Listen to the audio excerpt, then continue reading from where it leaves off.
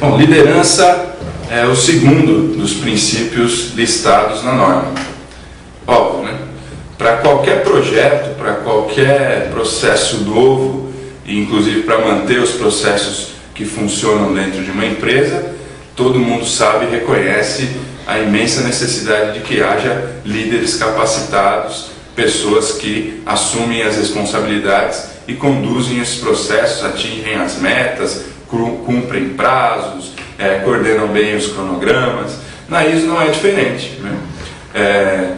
Desde o princípio, há um planejamento para a implementação, há fases a serem cumpridas e essas fases precisam ser vencidas uma a uma, e sem o papel da liderança, sem bons líderes por trás disso, fica muito difícil, o barco vai ficar à deriva. Então o papel da liderança é fundamental. Não vamos discutir aqui conceito de liderança, porque a empresa precisa dominar esse conceito para começar inclusive o sistema de gestão da qualidade, mas ela precisa entender que o papel da liderança é fundamental. Desde o diretor, desde o principal executivo da empresa, passando pela média liderança, pela liderança operacional, cada uma tem uma responsabilidade muito clara dentro de um sistema de gestão da qualidade. E essa liderança, essa engrenagem precisa funcionar muito bem. Se você não tem bons líderes dentro da sua empresa, prepare-os primeiro antes de começar um sistema de gestão da qualidade. Se você tem falhas de liderança, tem processos que não funcionam bem por causa desse componente humano, é preciso que a gente faça um trabalho anterior de preparação, de qualificação desses líderes para que o sistema de gestão da qualidade funcione bem. Ele vai ser necessário em diversos momentos. Ao diretor da empresa, ao executivo principal, cabe o envolvimento, a liberação de recursos, o bom planejamento de políticas, de macropolíticas, de macroprocessos e de estratégias.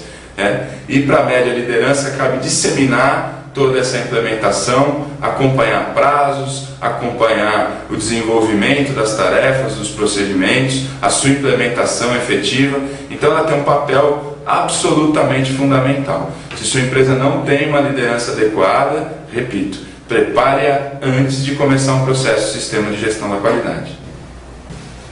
O envolvimento das pessoas é o terceiro princípio do sistema da qualidade. Talvez seja um dos mais importantes para que um sistema de gestão seja de fato um modelo de administração funcional e que dê os resultados que ele promete. Eu me lembro de uma empresa em que um rapaz trabalhava numa máquina e ele precisava selecionar as peças que não ficavam de acordo com a especificação, os refugos, as peças não adequadas. E uma das coisas que foi feita é pedir para que ele separasse essas peças em uma caixinha em que os defeitos já pré-conhecidos, né, estavam definidos.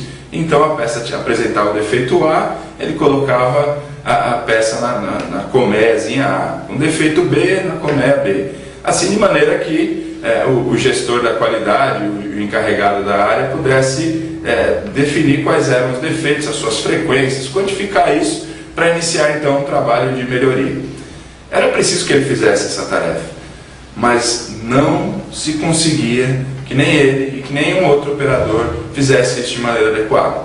Os defeitos eram misturados, os defeitos não eram colocados lá, as peças passavam no problema. Não havia desse rapaz nenhum engajamento com aquela tentativa de identificar problemas e de melhorar os processos. Isso é muito comum nas empresas, que as pessoas assistam à implementação do sistema da qualidade sem o menor envolvimento, que elas não participem da criação das regras, dos procedimentos, das instruções de trabalho, dos modelos. Então cabe aqui uma dica: envolva as pessoas, chame elas para participar do processo, mesmo que em etapas menores, mas eles precisam se envolver com isso. O sistema da qualidade não é o sistema da diretoria, não é o sistema do representante da direção, do consultor da qualidade, do encarregado da área de qualidade, do gerente da qualidade, não é.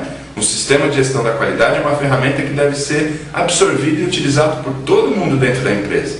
O melhor jeito de envolver é pedir com que participem, é que decidam juntos. Então, essas pessoas precisam participar do sistema de gestão da qualidade para que estejam engajados. E claro, a empresa precisa solucionar antes problemas de desmotivação, problemas de pouco envolvimento das pessoas que estejam relacionados com políticas de RH, com outras falhas de administração da empresa. Isso precisa, obviamente, estar solucionado para que a gente tenha um ambiente fértil em que as pessoas sintam interesse em participar de um novo modelo de administração, de um novo jeito de fazer as coisas. A abordagem para o processo, o quarto princípio da norma, é uma tentativa de que a empresa entenda que cada uma de suas atividades, na verdade, é um processo. As empresas costumavam olhar para si próprias divididas em departamentos.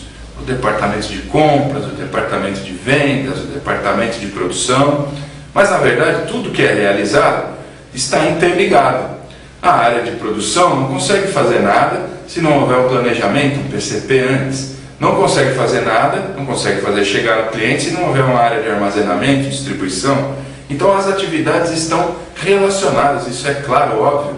A ISO pede que a gente enxergue essa abordagem.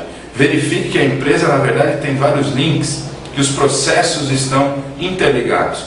E que a gente descreva procedimentos, instruções de trabalho, desde os macroprocessos, que envolvem os processos maiores da empresa, como vendas, vender, projetar um produto, como é que eu devo fazer isso, que a gente descreva esses processos em fluxogramas para poder entendê-los, inclusive as suas interfaces com outros departamentos. Um processo pode ser esse, como eu acabei de dizer, um macro processo, como pode ser uma coisa muito simples, como por exemplo, atender o telefone na recepção da empresa. Como é que a atendente deve proceder? Ela deve atender, deve dizer bom dia, boa tarde, o nome da empresa, se deve transferir a ligação para o departamento para qual o solicitante está fazendo. Antes de fazer isso, ela deve saber quem é que está ligando, qual é o assunto ou não, vai depender da política da empresa. Se a pessoa não estiver, ela deve anotar o recado. Bom, isso é um processo de atender uma ligação, um telefonema. Isso pode ou não estar documentado. Os processos precisam ou não estar documentados na empresa em função do risco que eles representam no atendimento às necessidades do cliente. O atendimento da telefonista precisa ter um documento, um procedimento documentado? Vai depender se isso é fundamental para o atendimento do cliente, das suas necessidades ou não. Então, a empresa precisa mapear, entender quais são os processos fundamentais e decidir quais devem ser abordados em um procedimento escrito, qual deve fazer parte apenas de uma política, de uma orientação. Essa abordagem é o que a gente chama, por fim, em abordagem por processos.